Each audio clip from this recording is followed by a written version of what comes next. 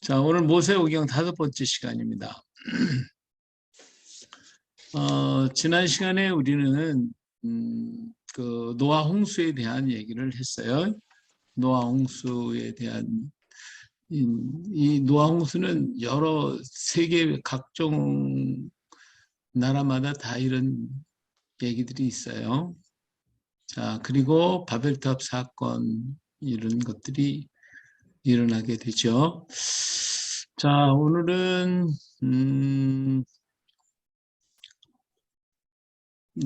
그 바벨탑 사건 이후에 홍수 이후 사건의 이후에 변화된 모습들을 볼 수가 있어요. 첫째로는 음식의 변화가 있었어요. 에덴 동산에서는 씨 가진 채소를 우리 먹었죠. 그리고 에덴에서 나와가지고는 채소를 먹기 시작을 합니다. 그 다음에 홍수 이후에는 정한새, 물고기와 또 정한새와 물고기 그리고 정한 짐승을 먹을 수 있도록 하나님 허락하셨죠. 그리고 오늘날 십자가 사건 이후에는 뭐 사도 시대에는 그래도 이제 피를 먹지 말아라 이런 얘기를 했어요. 근데 오늘날에 와서 뭐 피고 뭐고 다 먹어요. 그래서 이렇게 음식이 갈수록 자꾸 바뀌어지는데 인간이 타락하면 타락할수록 먹는 것도 다양해지는 것 같아요. 우리가 좀 오늘날도 마찬가지인 것 같아요. 우리가 성결하게 거룩한 삶을 살려보려면 먹는 것이 단조로워지고 또 세상에 나가서 살다 보면 뭐냐 아무거나 뭐냐 좋다면 다 먹는 거죠. 다 먹는 거예요. 그뭐 정하고 부정한 거 하나도 없어요. 그냥 막 먹어야 되는 거예요. 그래서 사람이 먹는 것이 굉장히 중요한데 무엇을 먹느냐에 따라서 그 사람의 건강과 상태를 볼 수가 있게 됩니다. 하나님이 정해 주신 것을 먹는 게 가장 좋겠죠. 자, 그 다음에 하나님은 무지개 언약을 통해 주셨어요. 무지개 언약을 통해서 하나님의 사랑을 보셨습니다. 그래서 언약을 기억하신 하나님, 또 하나님은 언약의 하나님이시다라고 하는 것을 그래서 약속해 주시고 계시는 모습을 볼 수가 있고요. 인간이 생각하고 기억하는 것이 항상 악할 것을 다 아시면서도 무지개를 통해서 하나님께서 붙잡아 주시고 우리 민족을 우리 사람들이 모든 것이 그렇게 악하더라도 다시는 물로 심판하지 않겠다라고 언약을 하고 계시는 것을 볼 수가 있어요. 자, 세 번째로 노아의 이제 홍수 이후에 노아의 실수가 있었죠. 포도주에 취해서 노아는 세 아들에게 각각 축복과 저주로 저주를 내리게 되고 이로 인해서 인종이 나누게 되었어요. 자, 왜 노아가 술이 취했죠? 왜 취했을까요? 술을 마셨으니까지. 우울증이라 그랬는데요. 네, 지난번에 우울증이라고 얘기를 드렸죠. 예, 모두가 다 죽고 나니까 자기와 대화할 수 있는 사람도 없고 교제할 수 있는 사람이 일종의 우울증이 걸려가지고 밤낮 매일같이 그냥 술에 취해가지고 이렇게 했어요. 그리고 가나안을 저주했어요. 가나안은 손주인데도 할아버지에 대해서 뒤에서 말을 많이 했던 것 같아요. 그래가지고 축복하고 저주를 하게 되는데 이로 인해서 노아는 노아가 다시 정신을 차리고 깨었을 때에 그 두 아들을 불러다가 축복을 하죠. 셈과 야벳을 축복합니다. 야벳은 물질적인 복을 받았지만 그 물질을 어떻게 쓸 것이냐.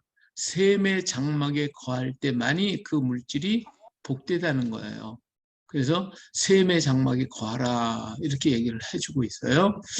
그래서 야벳의 자손은 고멜, 마곡, 마대, 야완, 두발, 메색, 드라스 이런 사람들인데 마지막 때 곡과 마곡이 나오잖아요. 이 고멜이 곡, 그리고 마곡 이런 야완, 두발, 메색 이런 거 전부 다 나중에 이스라엘과 대적하고 싸우는 것들이 되는데 이들이 받은 그 물질 이걸 가지고 하나님의 은혜, 하나님의 셈의 장막에서 하나님을 섬기는 데 쓴다면 그 물질이 복이 되는데 그렇지 않으면 그것이 화가 되는 거예요. 예, 고멜의 계통, 야완의 계통, 이런 것들인데 우리 에스겔 38장에 보니까 두로왕에 대한 얘기가 나오잖아요. 두로왕이 이제 무역을 많이 해가지고 엄청나게 돈을 많이 벌었는데 그래서 부유해졌어요. 그래가지고 어떻게 됐어요? 하나님의 자리에 올라가려고 하나님처럼 되려고 해서 천사의 모양이 천사가 바로 이렇게 타락한 모습을 에스겔 38장에 두로왕을 비교로 해서 그렇게 얘기를 해주고 있는 것을 볼 수가 있어요. 그러니까 야벳은 물질의 축복을 받았어요. 오늘날도 보니까 미국이라고 하는 나라가 세계의 모든 금융을 다 장악하고 있잖아요. 근데 거기에서 그 많은 재산을 가지고 있는 그런 사람들이 뭐를 하고 있어요? 이 사람들이요 세계의 악을 다 조장하고 있어요. 이번에 바이러스 문제라든지 이런 것이 전부 다 뒤에서 이들이 주장했다는 말들이 있잖아요. 그러니까 셈의 장막에 거할 때 그들의 물질이 복이 되지만 셈의 장막을 떠나면 그 물질이 전부 다 화가 되는 거예요. 화가 돼요. 그래서 그것이 남도 죽일 뿐만 아니라 자신도 죽이게 되는 결과를 가져오게 되는 것입니다. 그래서 야벳은 물질이 창대한 축복을 받았어요. 우리 개인들도 마찬가지예요. 돈을 많이 벌고 나면 그거 가지고 세상에서 제멋대로 살다가 같이 망하는 거거든요. 그런데 셈의 장막에 거해야 됩니다. 셈의 하나님을 찬양하라고 그랬거든요. 그 하나님을 찬양하고 하나님 위해서 그 물질을 쓰게 될 때에 그 물질이 복되어진다 하는 걸 볼 수가 있습니다. 자, 함은 복받기보다는 저주를 받았어요. 특히 그 함의 자손 가운데 가나안이 저주를 받았죠. 그래서 종의 종이 되라고 그랬어요. 그러나 이들도 셈의 장막에 거하면 그러면 행복해질 수가 있다라고 하는 것이죠. 그래서 함의 자손들은 구스, 이스라엘, 붓, 가나안 이렇게 있고요. 구스 계통의 여러 사람들, 가나안 계통의 시돈, 헷, 여브리, 여부스, 아무리, 기르가스, 히위, 알과 신, 아르닷, 스말, 하만 이 사람들을 가만히 보세요. 가나안 계통의 사람들은 계속해서 이스라엘과 계속해서 다투고 싸웠던 그런 사람들이었음을 특히 더 볼 수가 있어요. 그래서 이들은 종의 종이 된다고 그런 저주를 받게 되었죠. 함은 그래서 그렇다고 해서 함의 자손들이 다 저주를 받은 것은 아니고 특히 가나안 족속들이 저주를 받았다라고 하는 것을 알 수가 있습니다. 그러나 그들도 어디에 셈의 장막에 거하면 그들도 복된 자식이 될 수가 있어요. 자, 셈의 복입니다. 셈은 하나님이 기업이 되셨다고 그랬어요. 그래서 셈의 계통에서 세상의 모든 종교가 일어나요. 셈은 생각과 정신적 세상을 만들어냈어요.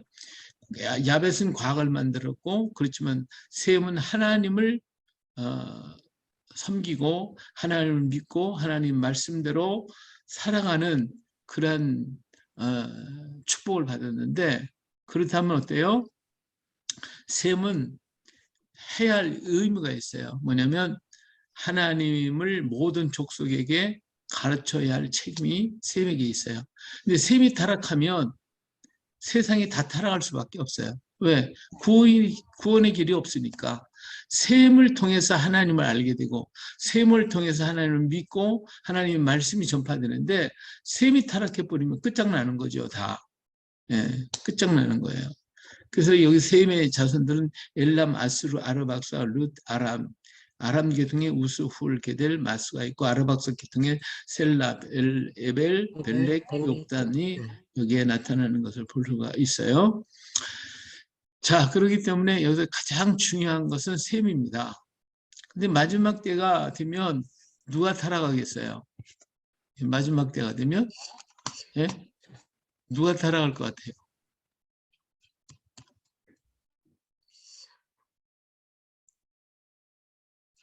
마지막에는 셈이 타락하면 끝장난다고 그랬잖아요. 그렇죠? 이 셈이 타락하면 안 돼요. 셈의 계통이. 그러니까 오늘 우리 민족이 셈의 후손들인데 그렇다면 우리가 하나님을 잘 섬겨서 하나님 앞에 그냥 바로 서면 그러면 우리 민족을 통해 세계가 구원받습니다. 할렐루야. 근데 우리가 타락해 버리면 세상이 다 망하는 거예요. 다 망하는 거예요. 그래서 이 마귀는 누구를 공격하느냐? 셈을 공격합니다. 셈을 공격해서 하나님 없애는 작업을 합니다. 하나님은 없애려고 무지창 애를 쓰는 거예요. 뭐 이미 함의 자손이나 야벳 자손 계통에는 물질주의, 세속주의가 팽배해 버렸고 하나님 없는 세상을 살아왔어요. 근데 그들에게도 지금 복음이 들어가고 있지만은 그런데 이 셈의 계통은 우리 민족들 옛날부터 천선 민족이다. 하늘의 백성이다. 그래가지고 이 셈의 계통에서 모든 종교가 다 나왔고 모든 사상이 다 나오고 이런 것들이 처음 셈의 계통에서 나왔거든요. 그런데 그 셈이 타락해서 하나님을 잊어버리면 그러면 세상은 구원 길이 전혀 없어지는 거예요. 그게 아주 중요한 거예요. 우리도 우리 민족이 깨어야 돼요. 셈이 깨어 일어나야 돼요.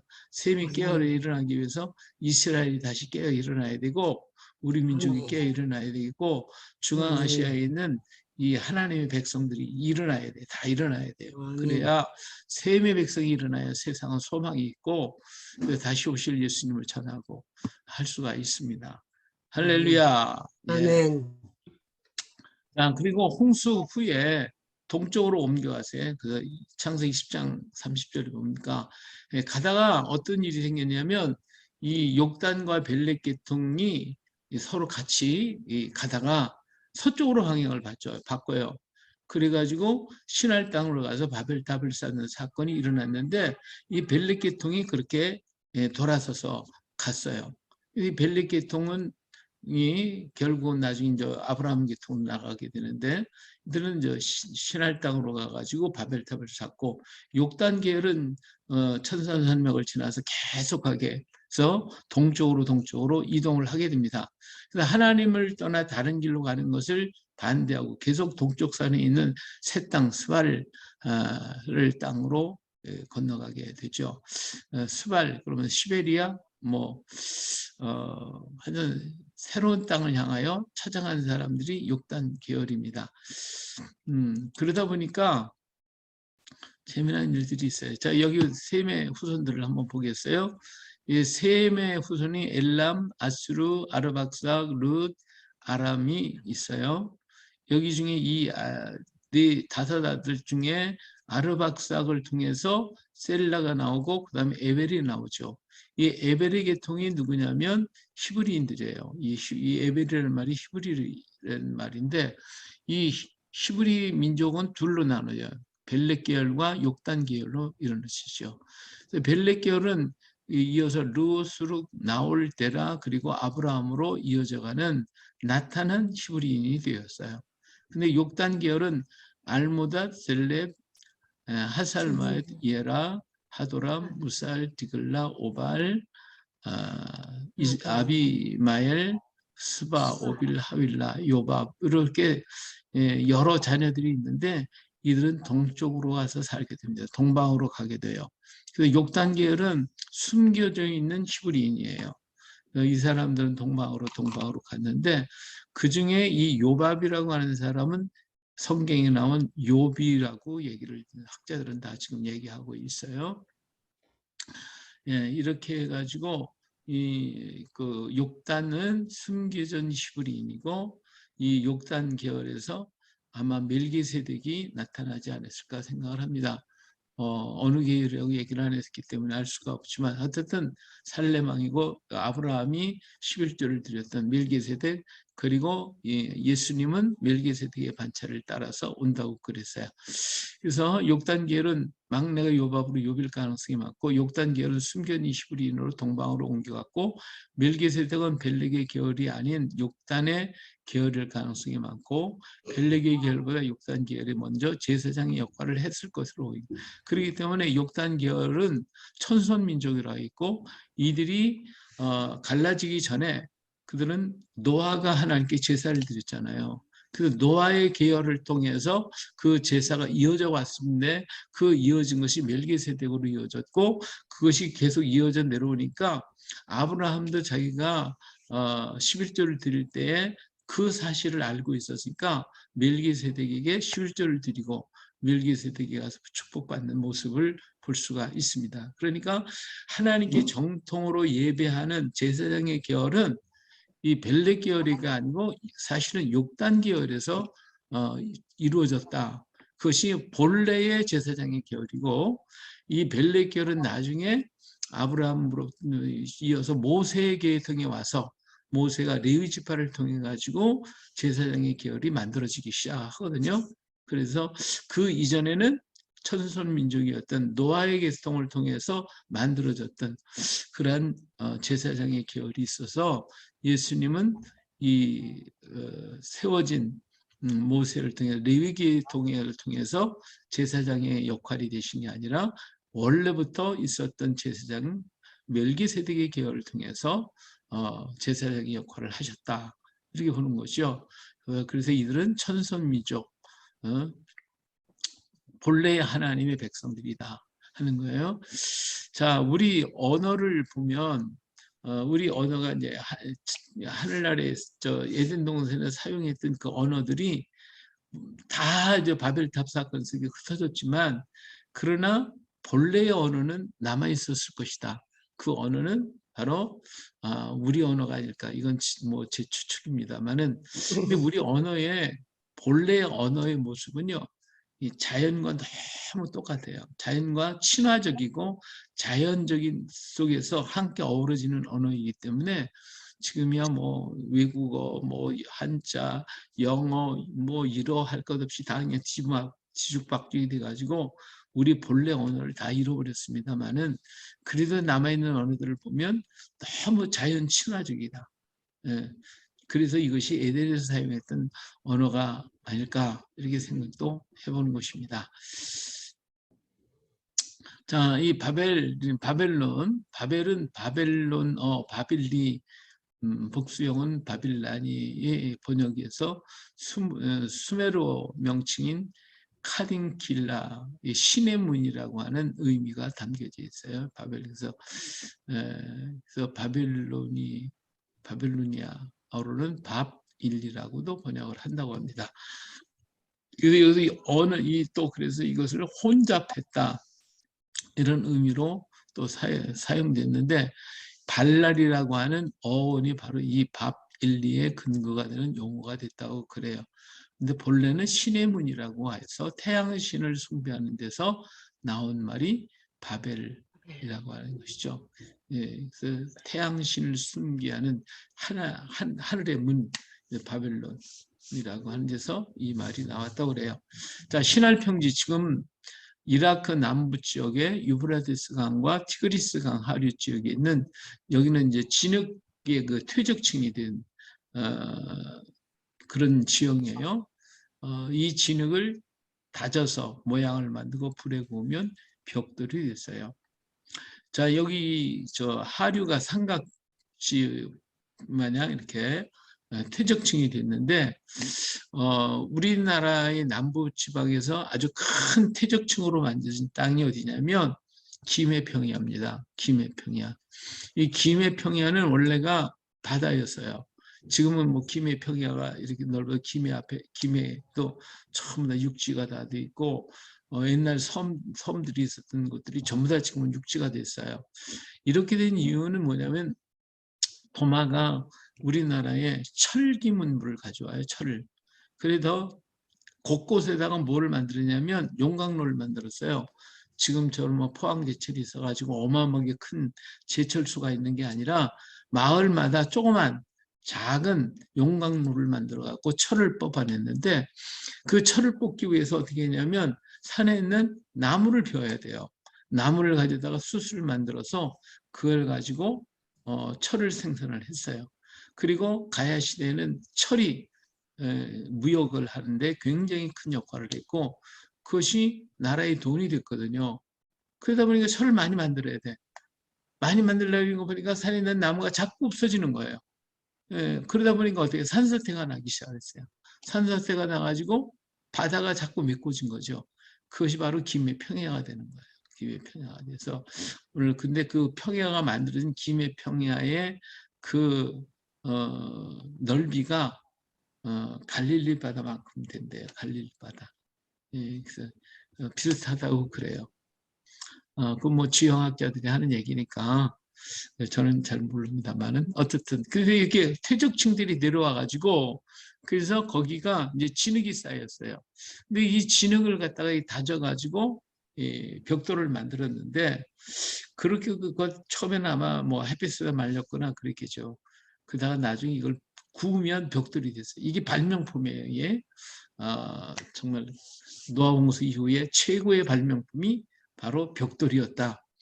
이 산에서 사는 사람들은 돌을 가지고 이렇게 살았고, 근데 이 지상으로 내려와서 아래쪽으로 내려오는 사람들은 그 퇴적되어 있는 노아 홍수 때 내려왔던 그 많은 퇴적층들이 쌓여있는 진흙들이 쌓이는 곳에 머물게 된 거예요. 그러다 보니까 돌이 있어야 뭐를 좀 하는데 돌이 없고 진흙만 있으니까 그 진흙을 가지고 벽돌을 만들어 갖고 그 당시에 벽돌을 얼마큼 가지고 있느냐에 따라서 왕의 권세가 측정이 됐다고 그러는 거죠. 이처럼 벽돌을 만들어 가지고 그들은 높은 성과 탑을 쌓기 시작했어요. 자, 여기 보면 여기 유브라데스 강이 있죠. 이렇게 있고 여기는 티그리스 강, 이 두 강이 만나는 요 지역, 요 가운데가 이게 삼각주 평야가 되는 거예요. 요 지역은 티그리스 강에서 내려오는 퇴적물, 유브라데스 강에서 내려오는 퇴적물, 이것들이 모여서 여기에 삼각주 평야를 만들었고 여기에 이제 신할 땅이 되어지는 거죠. 그리고 바빌론이 이루어졌고 요 바로 곁에가 우르 땅, 갈대아 우르 땅이 바로 이 지역이에요. 여기 이제 우리 가나안 땅이 여기 있고요. 그리고 두로와 시돈 지역이 여기 있습니다. 이 두로와 시돈이 무역업이 굉장히 발달됐는데 이것이 페니키아 상단이에요. 이 두로와 시돈이 페니키아 사람들인데 이 사람들이 무역을 얼마나 많이 했든지 이 지중해를 전부 다 점령을 했어요. 이 지중해를 영국 거기까지 이 지역에 그리고 아프리카 북아프리카 지역 여기를 전부 다 무역을 해서 이 두로가 정말 엄청난 부를 가져오죠. 그리고 오른쪽으로 가면 저 동쪽에서 오는 비단길을 통해서 오는 사람들의 물품을 여기서 받아요. 이걸 받아가지고 이제 대서양을 통해 판매하고 이쪽에서 나오는 산물을 받아서 여기에다가 또 비단길을 통해서 또 내보내고 하는 그 중개 역할을 게 두로와 시돈이에요. 그래서 이 사람들이 굉장히 돈을 많이 벌 수가 있었고 그래서 타락한 천사의 모양을 여기서 성경 에스겔에서는 말씀해 주고 있습니다. 자, 그리고 이 사람들은 신할 땅에 가서 자기들 발명품을 가지고 하나님을 대적할 계획을 세우죠. 다시 말하면 탑을 하늘까지 높이 쌓게 하고 자기들의 이름을 내고 흩어짐을 면하자 이런 얘기를 합니다. 예, 뭐 다른 어떤 학자들은 그런 얘기를 해요. 왜 이 바벨탑을 쌓았을까? 바벨탑을 쌓는 것은 당연하지 않냐? 왜냐하면 그 당시에는 저 북방에서 내려오는 그 눈 녹은 물이 막 그냥 계속 내려온다는 거예요. 그러니까 비가 많이 와서 홍수가 지는 게 아니라 봄철만 되면 그냥 홍수가 내려오는 거예요. 비가 많이 와서보다도 눈 녹은 물들이 막 그냥 대홍수로 내려오니까 그런 게 제방사업, 수리사업이 안 돼 있던 때고 그러니까 그들이 살고 있는 땅에 갑자기 물이 막 닥쳐오는 거예요. 그러니까 이걸 막아야 되잖아요. 그러니까 산 밑에 사는 사람들이 이것을 피하기 위해서 궁여지책으로 만든 게 바벨탑이라는 거죠. 바벨탑을 이렇게 쌓아서 그 위에 살게 됐는데 그런데 여기서 이제 중요한 것은 뭐냐면 하나님이 진노하신 이유는 다른 게 아니에요. 바벨탑을 샀다고 하는 그 자체보다도 여기에 뭐예요? 자신들의 이름을 넣고 자신들의 이름을 낸다. 하나님의 섬기는 게 아니라 인간 중심의 사회를 만들어서 우리가 위대하다. 하나님이 암만 그렇게 홍수를 내려도 우리가 할 수 있다라고 하는 이런 자만심이 이루어지는 거예요. 하나님 교만한 자를 대적하시잖아요. 깨뜨려 보시는 거죠. 그래서 바벨탑 사건을 통해서 그들이 흩어졌는데 이것을 우리가 바벨탑을 쌓았기 때문에 하나님이 진노하셨다. 그게 아니고 자신들의 이름을 자, 우리의 이름을 내자. 인간이 위대하다. 그래서 하나님과 대적할 수가 있다. 하나님 한번 해봐라. 우리 이길 수 있다. 이런 자신감이거든요. 이것이 하나님을 진노하게 만드는 것이죠. 그래서 여기 보니까 우리 이름을 내자. 이 말의 원어의 뜻은 우리가 우리의 이름을 지자라고 하는 의미가 있는 말이에요. 곧 하나님의 권위에 대한 도전이죠. 다시 말하면 이름을 짓는다고 하는 건 하나님의 권세예요. 그래서 아담에게 여기 있는 동물들 이름 네가 줘봐. 하나님 허락하셨잖아요. 그래서 짓는단 말이에요. 그러니까 하나님이 이름을 짓는 권세, 그것을 가지고 계신데, 여기 바벨론 탑에 왔던 이 사람들은 우리가 우리의 이름을 우리 마음대로 하자는 거죠. 내 마음대로 내 뜻대로 하나님이 필요 없어. 이제는 우리가 할 수 있어. 이렇게 돼버린 거예요. 그것을 하나님께 대한 도전이 되는 거죠. 네, 그래서 하나님의 진노가 이루어지게 됐다라고 하는 것을 볼 수가 있어요. 예, 그래서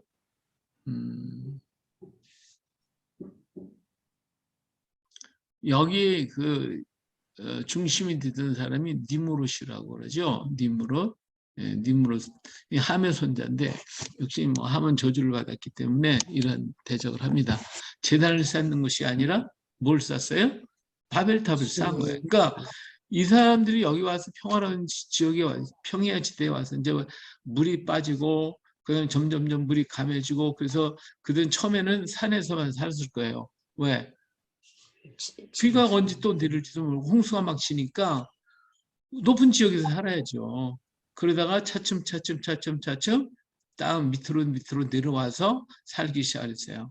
그래서 하나님은 산의 하나님이라는 말도 나왔게 됐고 산에 사는 사람들을 그다음에 평야지대에서 사는 사람들 평야지대에서 사는 사람들은 이제 곡식도 지을 수 있었고 여러 가지로 좋은 점이 많았는데 문제는 뭐냐면 홍수가 진다는 거.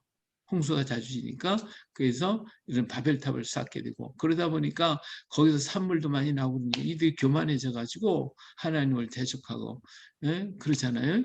그 자신들의 이름을 내가 하나님과 겨루고 하나님과 싸우겠다고 하는 그 니므롯은 하나님을 대적한 저 그리스도의 형상인데 하나님 없어도 우리 힘 가지고 다 할 수 있다. 이것이 야벳의 정신이거든요. 물질 문명. 그러니까 하나님이 없는 물질은 이게 썩어요. 사람을 죽이게 하고 저를 망하게 만들어요. 예, 그래서 니므롯은 자기가 왕, 내가 하나님이다라고 하는 그런 의미를 갖게 되죠. 그래서 여기에서 결과적으로 언어가 혼잡이 되어지고 이 말은 언어의 단절, 사람과 사람 사이에 서로 단절이 이루어지고 혼돈의 역사 속에서 하나님을 잃어버리고 말았죠. 오늘날 우리가 그렇잖아요. 지금 뭐 그냥 바이러스 때문에 다들 틀어막고 사람 만나는 거 싫어하고 안 만나고 그러니까 어때요? 언어가 단절이 되잖아요. 다 언어가 단절이 돼요. 이것이 오래 계속 지속이 되면 어떻게 되겠어요? 그러면 사람과 사람 사이에 마음과 마음 만나서 마음을 읽게 되는데 마음과 말은 전혀 달라지는 거예요. 생각이 달라져. 그러니까 서로가 대적할 수밖에 없고 서로가 서로를 증오할 수밖에 없는 오늘 이 시대가 그렇게 돼 있잖아요. 사람 만나는 거 싫어. 서로 전에는 만나서 그냥 하루 종일 수다 떨고 얘기하고 뭐 할 때마다 회의하고 만나고 지금 어때요? 안 만나 지금은. 그러니까 너와 내가 알 수가 없고 마음이 통해야 되는데 안 통해. 말과 삶이 달라지는 거예요. 이것이 결국은 갈라지게 되는 이 언어의 단절은 사람과 사람 사이의 단절, 하나님과 나와의 기도의 단절은 하나님과 나와의 단절이 되어지는 거예요. 멀어지는 거예요. 그래서 사람은 사람 속에서 살아야 돼요. 미우나 고우나 사람 속에서 부딪히며 살아가면서 너도 알고 나도 알고 서로 이러면서 그게 사는 맛이 나는 거지. 뭐 저 산속에 들어 혼자 살면 그게 뭐예요? 뭐 짐승이나 또 뭐 다를 거 뭐 있어요. 그런데 이런 혼란 속에서도 하나님은 여전히 일하십니다. 네. 하나님의 수레바퀴는 아주 크고 커서 돌아가는 속도가 느려도 그 안에 있는 걸 다 잘게 부순다고 토인비가 얘기했는데 그렇게 하나님은 이런 혼란 속에서도 일하고 계시는 하나님이십니다. 자, 이제는 우리가 여기 이제 노아 홍수 이후에 지나고 그 다음엔 어디로 가요? 예, 이제 믿음의 조상들에 대해서 이어져 가게 됩니다. 믿음의 조상들 중에 제일 먼저 이제 우리는 아브라함을 만나게 되죠. 이 아브라함은 신앙의 대성자. 그래서 12장에서부터 25장 창세기 25장까지 있는 말씀이 이제 아브라함에 대한 얘기입니다.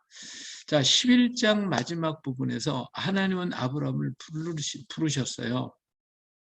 그래서 바벨탑 사건 이후에 흩어진 사람들은 정말 소망이 없는 중에 새로운 길을 열어가시는 하나님의 은혜와 은총을 보게 됩니다.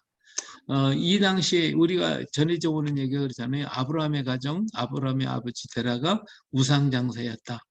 예, 우상숭배였다. 이런 얘기를 하잖아요. 그러니까 하나님, 니무롯이 하나님을 버리고 인간이 위대하다는 세상을 보니까 그런 하나님 없는 세상을 만들어 놨거든요.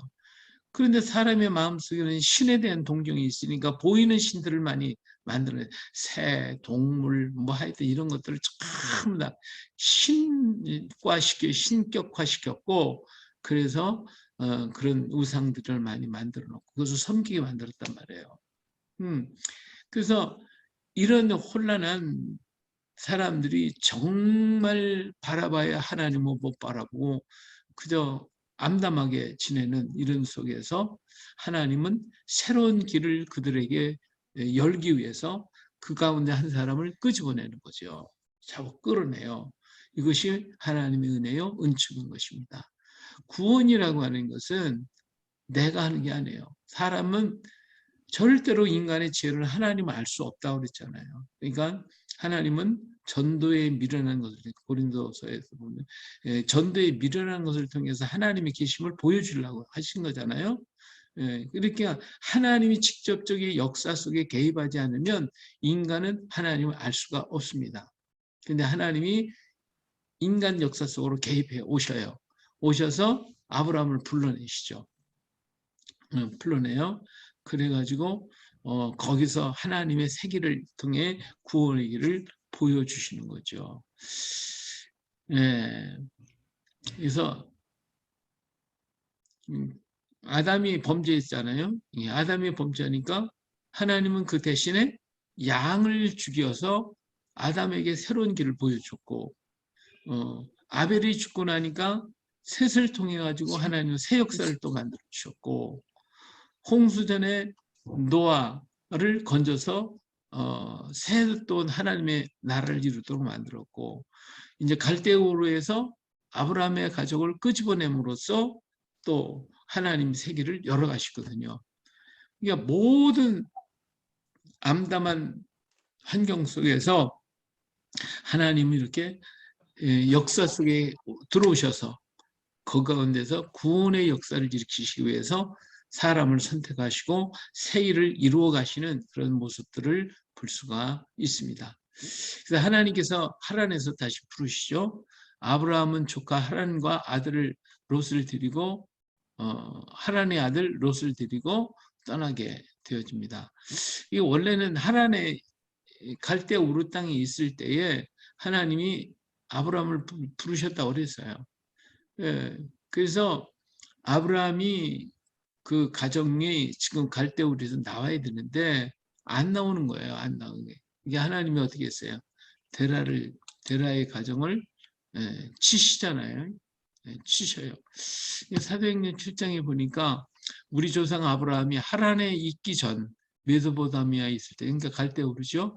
영광의 하나님이 그에게 보여 이르시되 네 고향과 친척을 떠나 내가 네게 보일 땅으로 가라 하시니 아브라함이 갈대아 사람의 땅을 떠나 하란에 거하다가 그의 아버지가 죽음에 하나님이 그를 거기서 너희 지금 사는 이 땅으로 옮기셨느니라 이런 얘기를 했어요. 여기에서 요 기사가 요 기사로만 보면 하나님은 갈대 우르 땅에 있을 때에 아브라함을 불러내서 아브라함 떠나라고 그랬는데 아브라함이 거기에서 가족을 데리고 떠나는 거거든요. 근데 가족이 안 오니까 하나님은 하란을 치셨어요. 하란이 죽게 됐죠. 그러니까 아버지가 더 이상 거기 있을 수가 없으니까 거기를 떠나. 떠나는데 자꾸 하란이 생각이 나. 가다가 몸을 뒤돌아보다가 더 이상 못 가. 그러면서 어디 가서 머물렀어요. 하란 땅에 가서 머물렀잖아요. 그렇죠? 땅에 머물고 그 땅 이름이 하란이 됐어요. 그 아들 생각하고 하나님 거기서 살게 됐는데 데라가 하나님은 더 거기서 불러내죠. 아브라함아 떠나라. 그러니까 너희 고향 친척과 아비 집을 떠나 내가 네게 보일 땅으로 가라. 12장에서 부르시나요? 지금까지는 가족을 데리고 나왔는데 이젠 그거지 마. 너희 가족은 거기에 머물러 있을 수밖에 없어. 왜? 자꾸 뒤돌아보니까 안 돼. 그러니까 너 혼자 떠나. 혼자 떠나라고 그랬어요. 그래서 고향, 친척, 아버지 집을 떠나라 그랬어요. 그러니까 아브라함이 떠나요. 근데 떠나는데 혼자 가기 싫어. 그러니까 조카 롯을 데리고 가죠. 이것까지도 버려야 되는데 그러지 못했어요. 그래서 떠나요. 근데 하나님이 가서 머무르라고 하니 거기에 딱 머물러야 되는데 기근이 들었죠. 가나안 땅에 와서 기근이 들었어요. 그 기근을 핑계로 애굽으로 내려가죠. 애굽으로. 근데 거기 내려갔다가 큰일 당해요. 바로에게 아내를 뺏겨버리죠. 그렇죠? 사실은 아브라함은 나그네예요. 아무것도 의지할 수 없고 권력도 없고 힘도 없고 아무것도 없어요. 그러니까 어떻게 했겠어요? 하나님만 찾았겠지 거기서. 그러니까 사라를 잃어버리고 그날 저기 터지게 잠잤겠어요? 네? 그 마음이 조급해서 하나님 앞 부르짖어 기도했겠죠. 물론 이제 아브라함 가는 데마다 제단을 쌓았는데 이 애굽 땅에 와서 아무도 알지도 못하고 보니까 뭐 사람도 인종도 다르고 뭐 그러니까 거기서 굉장히 두려움이 있어서 아내를 자기 이제 누이라고 부르라고 그랬고 그리고 아내 뺏기고 나니까 아 이거 큰일 났네 하고 그냥 가서 기도했겠죠. 그런데 사실은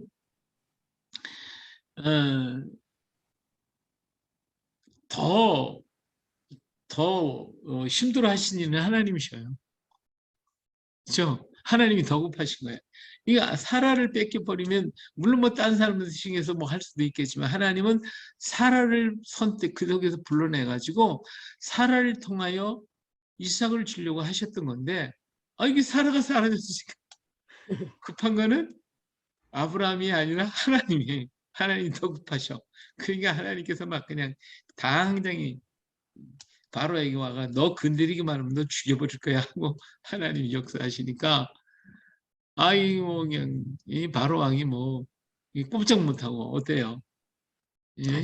아침에 새벽같이 불러가지고 아브라함에게 돌려주잖아요.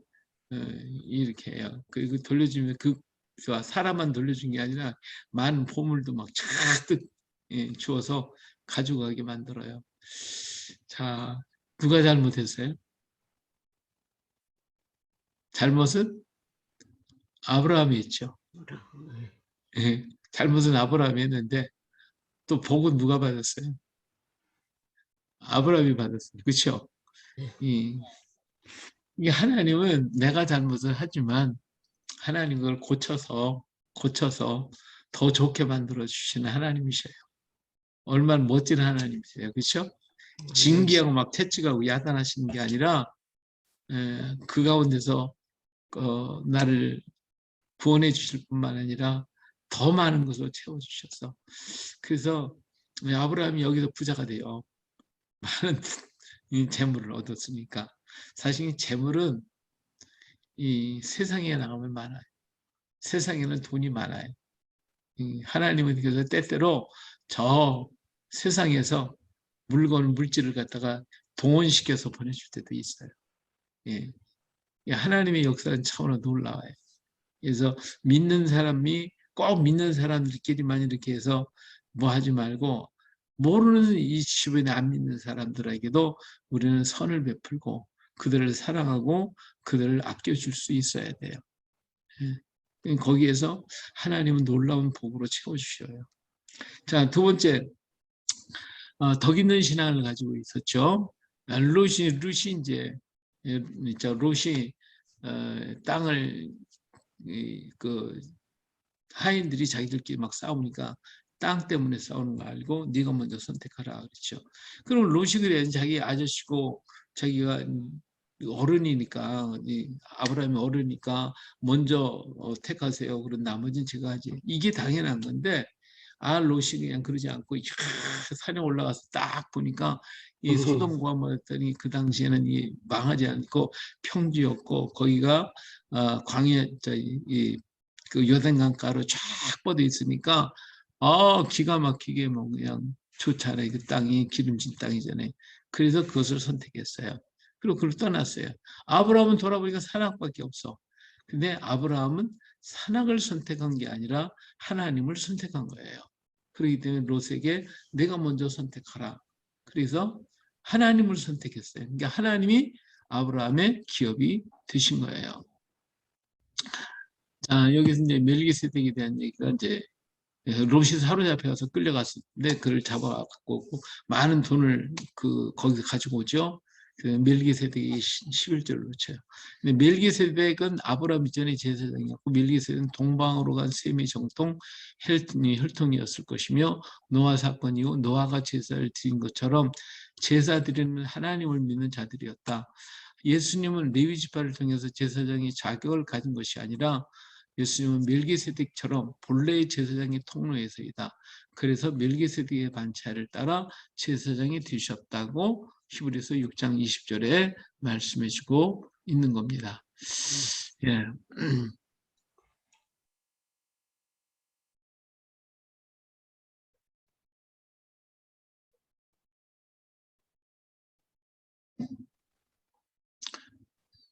예, 자, 그리고 우리가 여기에서 이렇게 이제 멜기세덱의 얘기 있고, 그다음에 약속의 신앙을 볼 수가 있어요. 하나님과 언약을 맺게 되죠.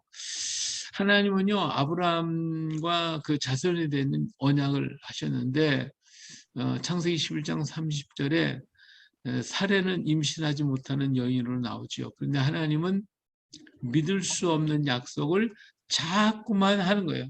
아들 난다, 아들 준다, 아들 잔다. 그래서 12장, 13장 그리고 15장에서도 계속해서 아들 주겠다, 자녀 주겠다. 그러니까 아브라함이 항의를 하잖아요. 항의를 해요. 예, 그게 뭐예요? 예? 15장 3절 내게 씨를 주지 아니하셨으니 준다고 밤낮 얘기해 놓으시더니 뭐 안 줬는데 뭘 그래요. 그러니까 이제는 나 못 믿으니까 내 집에서 길린 자가 내 상속자가 될 것입니다. 그랬더니 하나님이 아브라함을 밖으로 끌고 나가시죠. 그리고 뭐라 그래요? 하늘에 목별들을 봐라. 네. 그리고 네 자손의 하늘의 별같이 그리고 티끌같이 많아질 것이다 하는 이러한 얘기를 하십니다. 그때서 아브라함은 그 하나님을 믿어요. 예, 하나님을 믿음으로 받아들이고 그래서 하나님은 그 믿는 그 아브라함의 마음을 보시고 그를 의롭다고 말씀하시는 거예요. 하나님을 믿으니 하나님이 그를 의롭다라고 하시는 거예요. 그러니까 의라고 하는 것은 내 행위가 의로워서 선한 일을 많이 했기 때문에 의로운 것이 아니라 하나님을 신뢰하기 때문에 하나님과의 관계가 바로 잡혀버리고 나니까 그게 의인이 되는 거예요. 그게 의인이에요. 예. 내가 뭐 선한 생활을 많이 했다. 많은 사람 베풀고 좋은 일을 많이 하고 그것이 의인이냐? 아무리 그렇게 해도 우리는 죄인일 수밖에 없어요. 그렇죠? 율법은 완전해질 수가 없는 거예요. 근데 하나님과의 관계가 바로 서여지면 하나님이 우리를 의롭다라고 인정하시는 거예요. 그래서 진정한 의인은 하나님과의 관계가 내가 어떻게 되어 있느냐 그것이 중요한 것이죠. 그래서 하나님께서 그 의로운 아브라함과 더불어 이제 언약을 맺으시는데 그런데 먼저 번에 그랬잖아요. 롯이 좋은 땅 다 가져가 버렸잖아요. 그러니까 아브라함은 땅이 없는 거예요. 이게 보니까 산악만 있고 뭐 아무것도 거기 그 산악이라는 거는 뭐를 키울 수 있는 그런 조건이 아니에요. 전부 다 뭐 황무지 같은 땅이니까 정말 거민을 삼키는 땅이라고 그랬는데 그런 땅이에요. 근데 그 땅만 아무리 많으면 뭘 하겠냐고요. 근데 하나님께서 하나님을 선택한 아브라함을 귀히 보시고 하나님께서 이 언약을 세우시는데 그 언약이 뭐냐면 땅의 언약이에요. 땅의 언약. 언약을 하는데 하나님 언약하는 방법을 여기 보시죠. 짐승을 쪼개서 제사를 드리라는 거예요. BC 1700년경 고대 문서 마리 문서에 보니까 갑과 을 사이에 나귀를 자른다라고 하는 의미가 있어요. 그래서 히브리어로는 카라스베리스이고 영어로는 cut of covenant. 그러니까 계약이라는 말은 자른다는 뜻이니 자른다. 그래서 하나님은 아브라함과 언약, 근데 이 땅의 언약이다. 땅의 언약. 그래서 땅을 주겠다는 거예요. 이 땅을 너에게 주겠다. 지금 아브라함은 나그네예요. 갑자기 자손 얘기를 하더니 그 자손에게 난 이 땅을 주겠다. 이런 언약을 하시거든요. 그래서 15장의 계약을 체결하게 하시는데 그날 밤 보니까 불이 쪼갠 고개 사이로 지나갔어요. 그러면 이때의 언약은 자녀에게도 적용된다고 하는 얘기. 똑같은 얘기를 계속해서 반복하게 하는 거죠. 아브라함에게 언약이 이삭에게, 이삭의 언약이 야곱에게 이어져 가면서 아브라함과 이삭과 야곱의 하나님으로서 그 땅을 주시고, 그래서 알리아 운동하는 이유가 뭐예요? 그 땅 주신 땅으로 가라는 얘기거든요. 그 땅으로 가라. 거기서 하나님의 계약하신 것을 보라는 거예요. 하나님을 만나라는 거예요. 그래서 모든 백성들은 하나님이 주신 땅으로 돌아가라. 그리고 3차에 한 번씩 예루살렘으로 올라가라. 이것이 하나님이 그 땅에 대한 언약이거든요. 이것이 이스라엘의 영원한 언약이 되었어요. 그래서 이 언약을 다시 확인해 주신 게 뭐냐면 시내산 언약이에요. 구체화된 것이 시내산 언약이에요. 그리고 이것이 이사야, 에스겔의 예언은 고토로 돌아가는 것이다.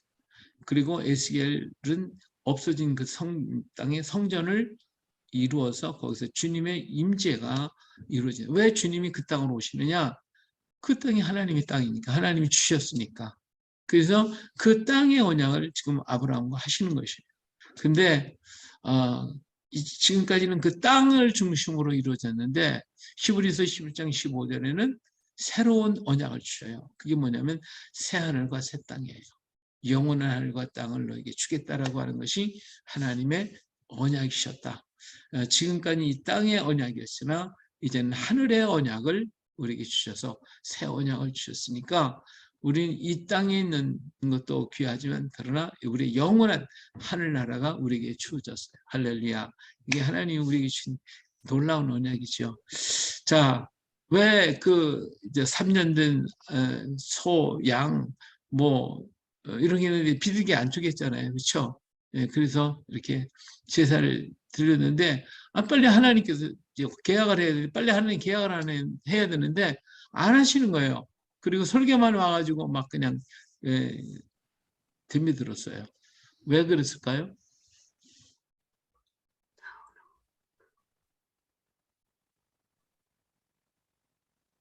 왜 설교가 왔을까요?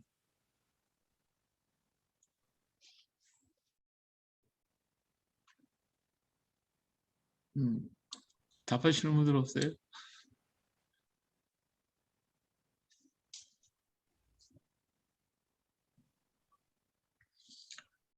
예. 자, 지난번에 그거 한번 물어본 적이 있었잖아요. 고기하고 시체하고의 차이가 뭐냐고. 그렇죠? 그 뭐라고 그랬어요? 고기와 시체의 차이점.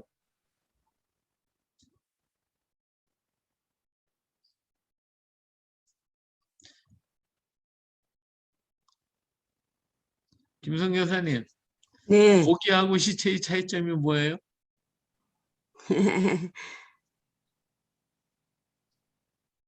시체는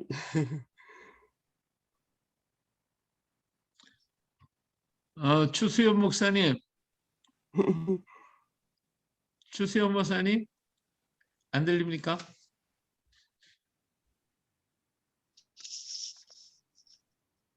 고기는 목사님 쪼갠 거고 시체는 쪼개지 않은 겁니다. 각을 예, 치지 않은 겁니다. 예, 지난번에 말씀을 드렸잖아요.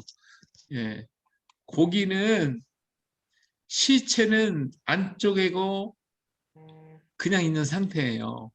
자, 지금 소를 잡았어요. 소를 잡았는데 잡은 상태는 거기 시체가 되어 있는 거예요. 그렇죠? 이 시체는 하나님께 드리면 안 돼. 그러니까 잘라야 돼요. 잘라서 고기를 이렇게 쪼개놔야 돼요. 쪼개놓으면 그것이 고기가 되는 거죠. 그렇죠? 네. 근데 이 지금 솔개가 왜 왔냐? 시체를 먹으려고 왔거든요. 예. 안 쪼갠 건 뭐죠? 비둘기. 새는 작다고 안 쪼갰어요. 그게 시체 아니에요. 시체는 솔개가 먹는 거거든요. 예, 그러니까 솔개가 오는 거예요. 하나님 안 받아. 쪼개야 되는데 안 쪼갰으니까. 그래서 우리가 하나님 앞에 모든 것들을 다 쪼개야 돼요. 그리고 언약할 때, 계약을 할 땐 쪼개야 됐거든요. 그 쪼갠 고기 사이로 불이 지나갔어요. 이 불이 지나갔다라고 하는 것은 하나님이 지나가셨다는 뜻이에요. 그런 쪼갠 고기 사이로 아브라함이 지나가야 되는 거예요.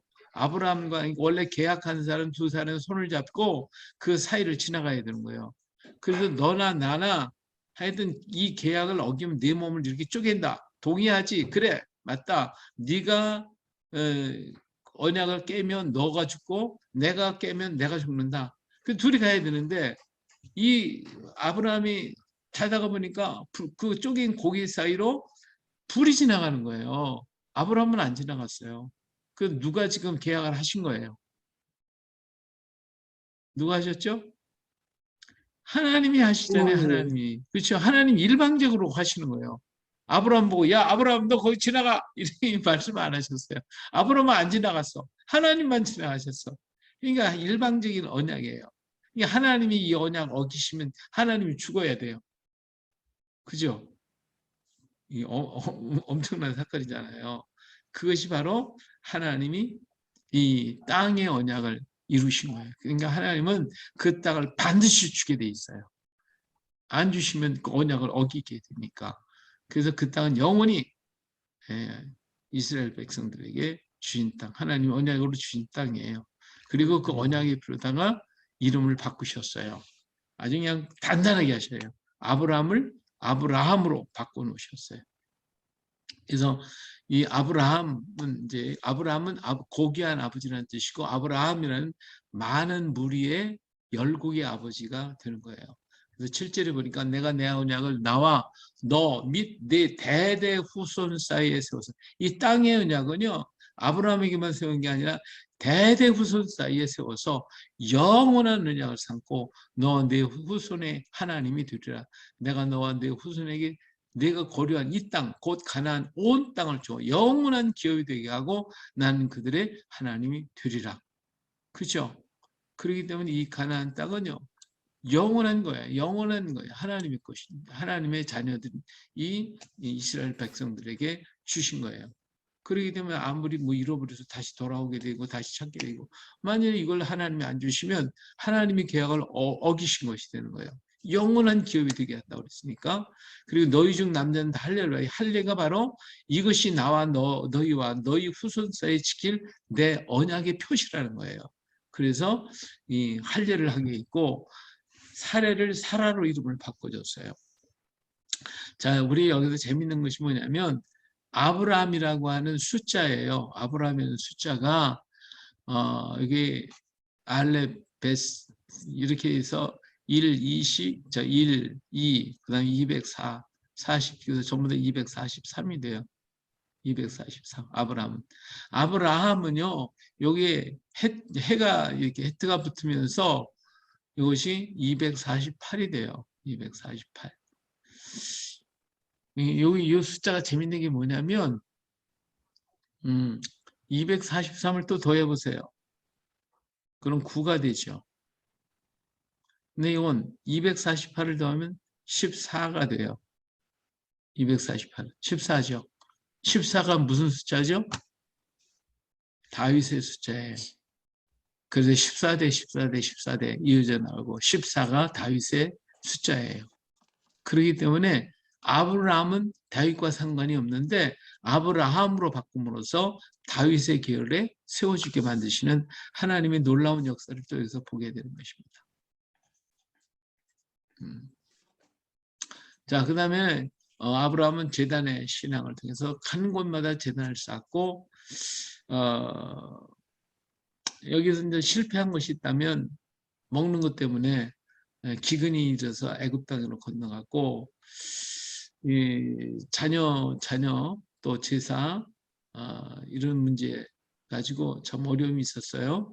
이게 아들을 준다고 그랬는데 그거 안 믿고 어떻게 했어요? 하가리를 취해가지고 그래서 이스마엘 낳잖아요. 이게 자녀 문제로 실수를 했어요. 하나님 앞에 이게 잘라야 되는데 안 잘랐기 때문에 이런 것도 문제가 되게 되죠. 그래서 여기 보니까 12장 10절에는 애굽에 우거하러 내려가는 하나님 아브라함을 보죠. 하나님 가나안 땅에 머물라고 한 건데 애굽에 가서 살게 우거한다는 건 완전히 그냥 정착하고 살겠다는 뜻이거든요. 그랬다 그러니까 하나님이 야 너 거기 가 내려가서 살면 안 돼. 그래서 살을 뺏어버리고 막 이런 역사를 일으켜가지고 여기 도저히 무서워서 못 살겠네. 그거 나오는 거죠. 이삭은 웃음이라는 뜻이잖아요. 하나님의 약속을 믿지 못하고 웃는 사라를 기억했고 또 아브라함 자신도 내 같은 사람이 뭐 지금 뭐 애기 낳을 수 있는 힘도 없는데 뭐 그러고 웃었어요. 그랬더니 진짜 하나님 웃게 만들어 주셨어요. 그렇죠? 이삭이라는 이름이 웃음이라는 뜻이거든요. 그래서 이삭이를 부를 때마다 웃음아 웃음아 불러 웃음아 웃음아. 그래서 이삭이를 부를 때마다 웃고 자기가 하나님 앞에 믿지 못했던 것을 생각하고 또 웃게 되겠죠. 그래서 웃음이라는 이름을 가졌어요. 그리고 하갈과 이스마엘 땅에서 이스마엘을 보면 애굽에서 그는 많은 재물을 가지고 왔는데 이 물질 속에는 꼭 붙어오지 말아야 할 게 붙어온다고요. 이 물질 속에 꼭 그게 있어요. 이거 조심해야 돼요. 이 물질 속에 하가리가 붙은 거예요. 하가리가. 이게 하가리가 붙어와서 문제예요. 만일에 애굽에 안 왔으면 하가리가 안 왔을 거예요. 비록 가난은 했겠죠. 어려웠겠죠. 근데 부자가 됐어. 근데 부자가 됐는데 거기 붙어온 게 있어. 뭐요? 하가리가 붙어왔어. 이 하가리 때문에 이스마엘이 나타나잖아요. 그러니까 오늘 우리의 어떤 문제가 있을 때 그 문제를 여러 방법으로 해결할 수가 있어요. 근데 그 해결하는 방법이 인간의 방법이냐 하나님의 방법이냐 하는 거예요. 우리가 서울을 가려면 걸어갈 수도 있고 차 타고 갈 수도 있고 자가용으로 가고 버스로 갈 수도 있고 기차로 갈 수도 있고 비행기로 갈 수도 있고 여러 가지 방향이 있어요. 이와 같이 하나님이 주신 어떤 문제, 이 문제를 해결하는 데는 여러 방법이 있어요. 근데 그것을 인간의 방법으로 해결을 하면 해결은 됐어요. 그러나 더 큰 화가 그 뒤에 숨어 있다는 거. 이거를 조심해야 돼요. 애굽에서 돈 부자는 됐어요. 근데 그게 자기도 모르게 하나 따라온 게 있는데 여기 하가리가 따라온단 말이에요. 이것이 그 가정에 재앙을 가져오게 되더라 이거죠. 그 다음에 소돔성에서 하나님이 아브라함과 의논하는 하나님은 어떤 일을 행하실 때 하나님의 자녀들과 의논하셔요. 의논하시는 하나님을 우리는 볼 수 있어요. 그리고 타협하시잖아요. 하나님 인간과 하나님이 인간의 말을 이렇게 잘 들어주시는 하나님. 노아 홍수 이후에 이루어지는 사건에 대해서 창세기 9장 9절에 내가 내 언약을 너희 후손과 맺겠다고 하신 그래서 이 맺을 묶을 약자가 있어요. 이건 실사자, 구기작, 작은 그릇이라는 뜻이거든요. 그래서 무지개를 보여주면서 하나님이 약속을 하셨죠. 노아 홍수 끝나고 난 다음에 그래서 서로 이렇게 작은 것이지만은 실로 엮어서 이렇게 간다 하는 그래서 그것이 언약이라는 뜻이거든요. 묶었다. 둘과 사이에 서로 그릇과 그릇이 묶어졌다. 실로 묶었다. 이게 약속이에요. 자, 그런데 노아 홍수 이후가 난 다음에 노아의 마음은 허전했어요. 빌공짜인데 구멍이 퉁 뚫어졌어요. 이 구멍이 큰 구멍을 만들었다. 그래서 빈 구멍이 그냥 벙 뚫어지고 마음이 그냥 이게 보니까 이 이제 업자거든요. 이 밑에 요 글자가. 그래서 직업이고 일터고 뭐 하는 게 다 없어져 버린 거예요. 그러고 나니까 그냥 공허한 거죠.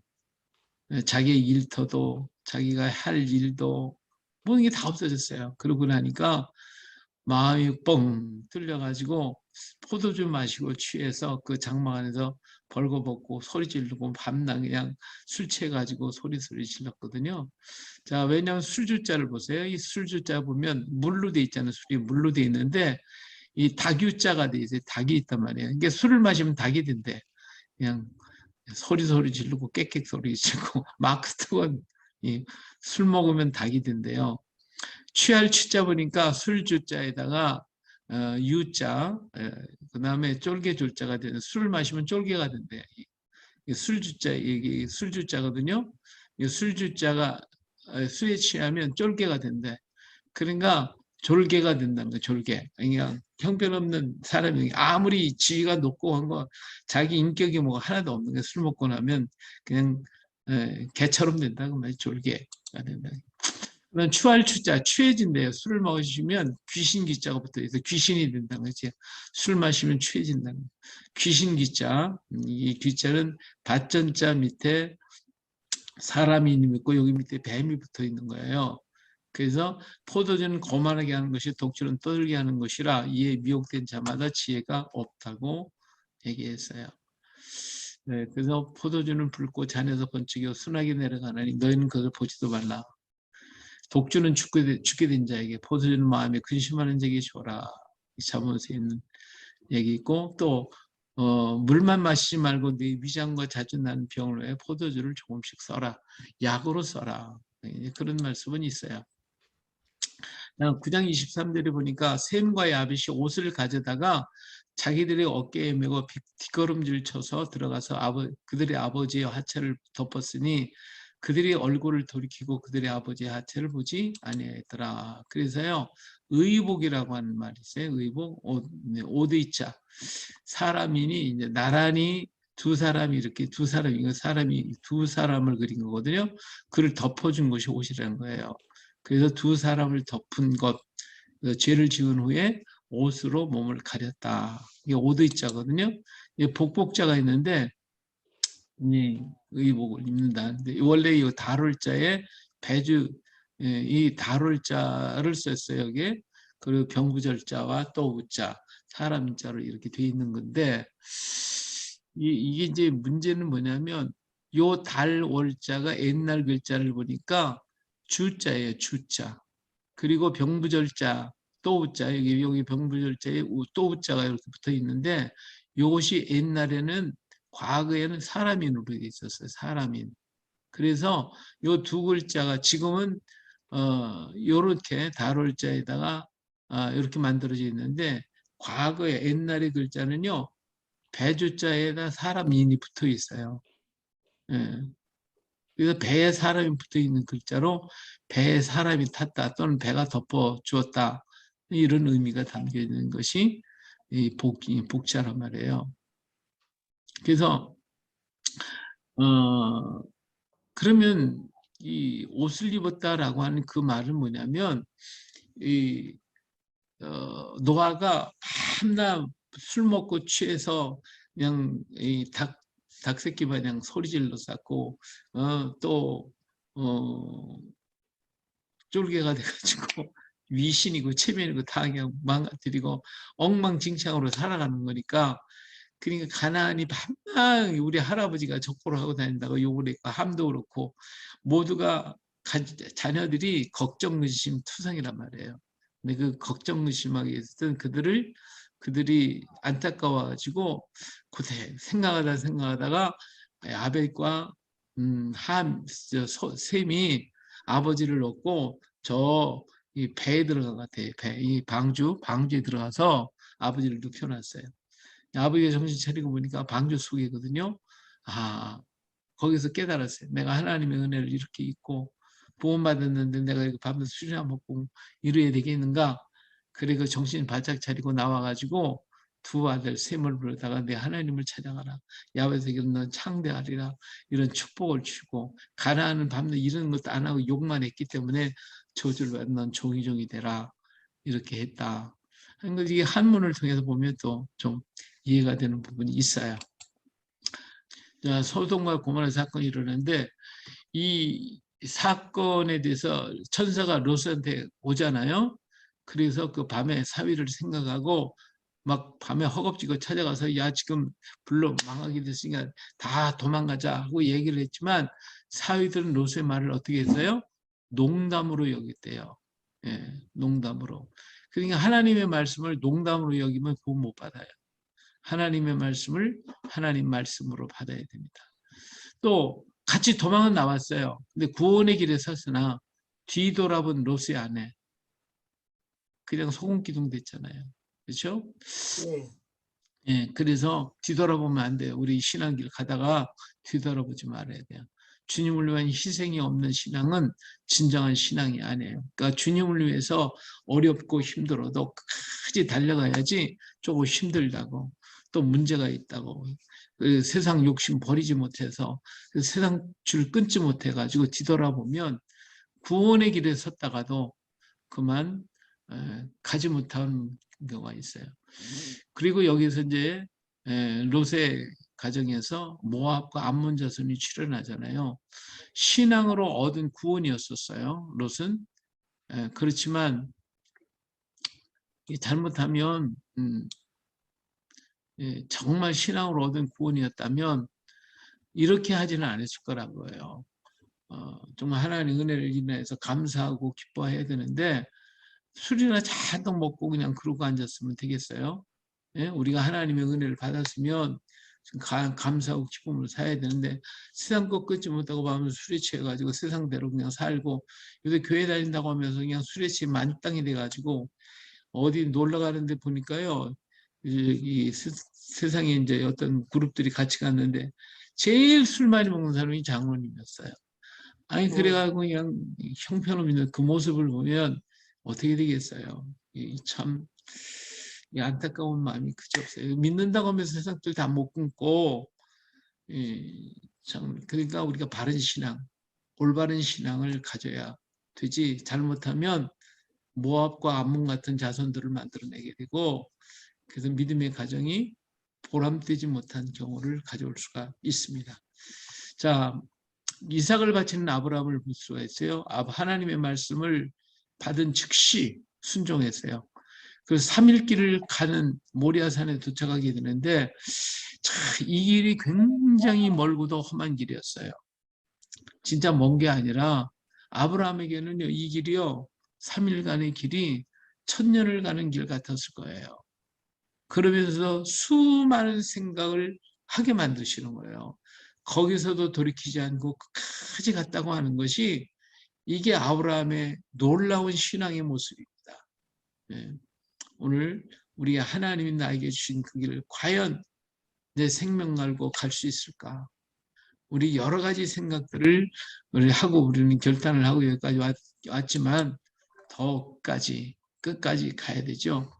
그래서 아들을 바친다는 것은 자기 자신을 바침보다 더 힘든 거예요. 근데 하나님은 더 이상 아브라함을 이때부터는 시험하지 않아요. 왜?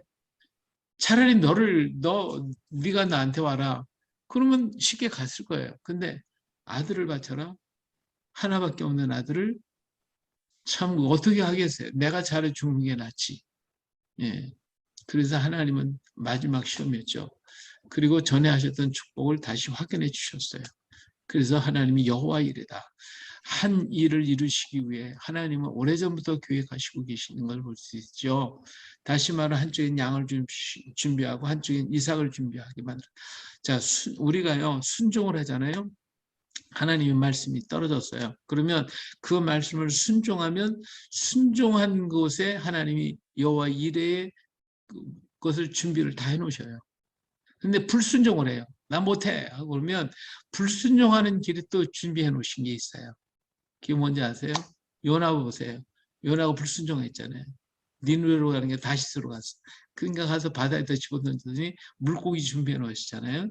그래서 홀딱 삼켜버리도록. 그러니까 순종을 해도 하나님이 준비해 놓으시고 불순종을 해도 준비해 놓으셔요. 예, 불순종해서 준비해 놓은 것을 내가 맞이하게 될 때는 이게 심각한 거죠. 근데 순종하고서 준비하는 걸 보니까 하나님이 이삭을 말씀하시면서 바로 그 옆에 순양을 준비해 놓고 계시는, 그 양을 준비해 놓고 계시는 하나님을 볼 수 있잖아요. 근데 준비한 게 안 보였어. 예. 그러니까 양을 못 받잖아요. 근데 하나님 앞에 이삭을 바칠 때 하나님이 너무 급해서 그만 됐어. 그러고서 그 옆에 있는 양을 보셨잖아요. 양이 검불에 걸려 있었는데, 가시에 걸려 있었는데, 뿔이 걸려 있었는데, 진짜 걸려 있었다면 이놈이 몸부림을 쳐서요, 몸이 저번에 상처가 입었을 거예요. 그런데 가만히 있었어요. 하나님은 흠 있는 거 안 받으시거든요. 그러니까 이 양을 보고 그랬어요. 양, 너 꼼짝 말고 거기 대가리 받고 있어. 이게 그대로 있는 거예요, 그냥 그대로. 그래서 하나님이 받으시려고. 그러니까 순종하는 자를 위해서 하나님 양을 준비하듯이 우리가 하나님을 순종하고 가면 하나님의 순종의 그 일을 걸어갈 수 있도록 하나님이 수없이 많은 것을 준비해 놓고 계시다는 거. 그런데 내가 불순종하면 불순종하는 그 길을 또 준비를 하니까 이게 험한 길이에요. 그냥 고통의 일이 따라오게 돼 있어요. 의도 터지는 거지 뭐. 그냥 물고기 뱃속에서 3일 동안 몸부림을 치는 요나의 모습. 그것이 불순종한 자의 모습이에요. 그것도 하나님의 은혜였죠. 예. 그래서 이러한 역사가 이루어지게 되죠. 그리고 마침내 이삭의 아내를 얻기 위해서 아브라함을 가장 신뢰하는 종 엘리에셀을 보내가지고 그 종은 기도와 하나님을 신뢰함으로 이를 이루어서 경건한 가정을 이루게 만들어줘요. 아브라함은 그 먼 길을 통해 가지고 가난한 여인을 택한 것이 아니라 자기 가족에게 보내서 경건한 가족으로 만들려고 했다 하는 것입니다. 그래서 이삭이 만들어지고 이삭은 신앙의 보수자로서 신앙을 이어가는 모습을 볼 수가 있습니다.